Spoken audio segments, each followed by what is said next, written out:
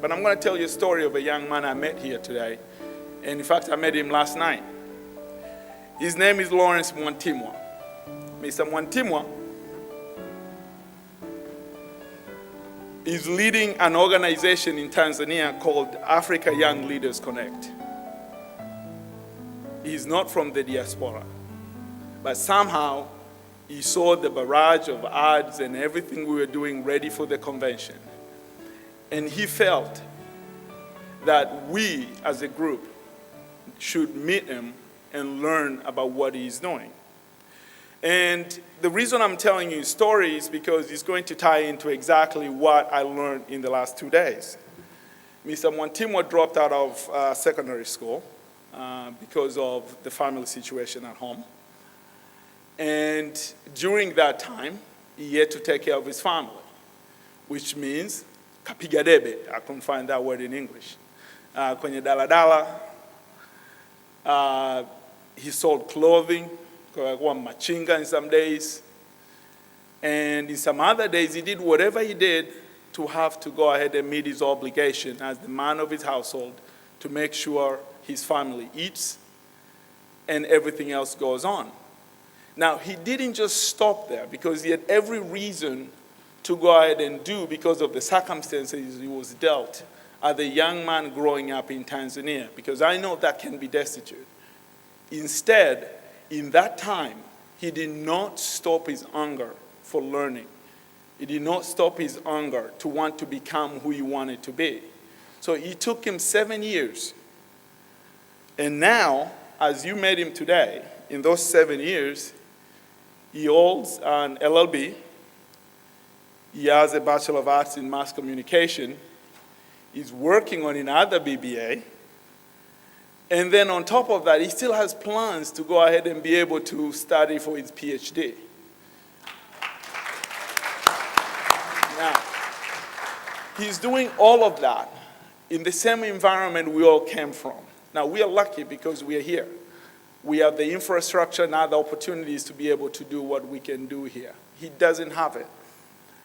So to me, just by doing that, I consider him a miracle. But he did not stop there. What Lawrence did is he looked around and he saw so many children and young kids who were the same situation as him, who could not go on with their secondary school, who did not have a person to aspire to, who could lead them in their lives. So with the meager resources that he has as a student, working father with the family, he started an organization. And his organization is to go ahead and be able to take these kids, identify them as they're young, and to develop them, give them a role model to look at, to allow them to become whoever it is they want to be, to encourage them, to mentor them, so that their predicament cannot stop them from achieving the vision they want to have. This is the sort of development that I wish us as the diaspora could become. So I'm asking the question again. What are you going to be? Are you going to mentor the future generation like what Lawrence is doing? Will you become the volunteer in the next headache mission, medical mission that is going to Tanzania? Or you can't do all of that, I get it.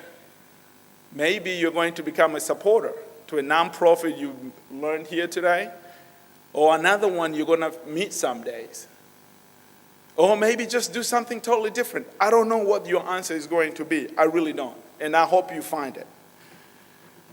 But whatever your answer is going to be, my hope for you is that it's going to be as interesting as the people we have heard in the last 2 days.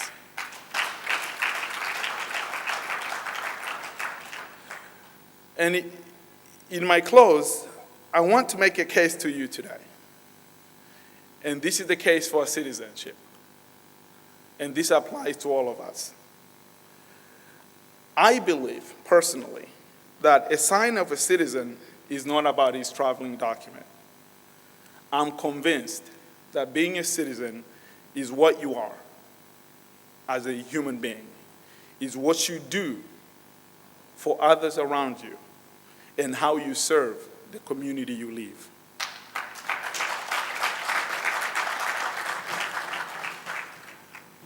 I may not know your answer, But I know every one of us in this room has a lesson to take away this week. What you are could be a mentor, an advisor, could be a brother, could be a friend, a business partner, a teacher. Take your pick. But these are all the hats that the diaspora has to wear, because we do exist to serve our community. And not just the community we live in America, but the community we grew up and came from in Tanzania.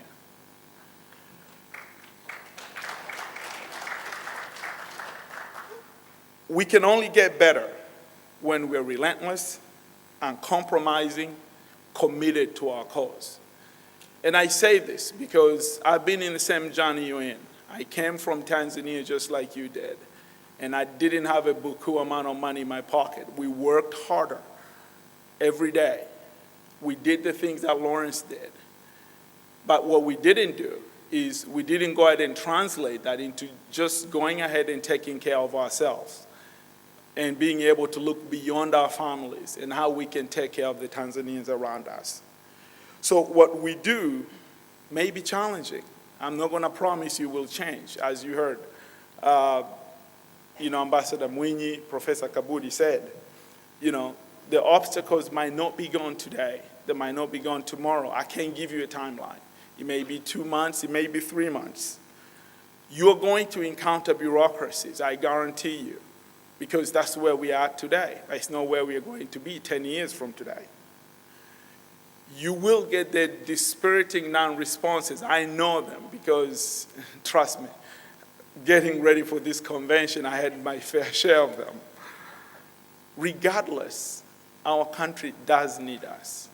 I don't have to tell you. You know it already. We need to be the humble servants everybody expects us to be. That's our responsibility.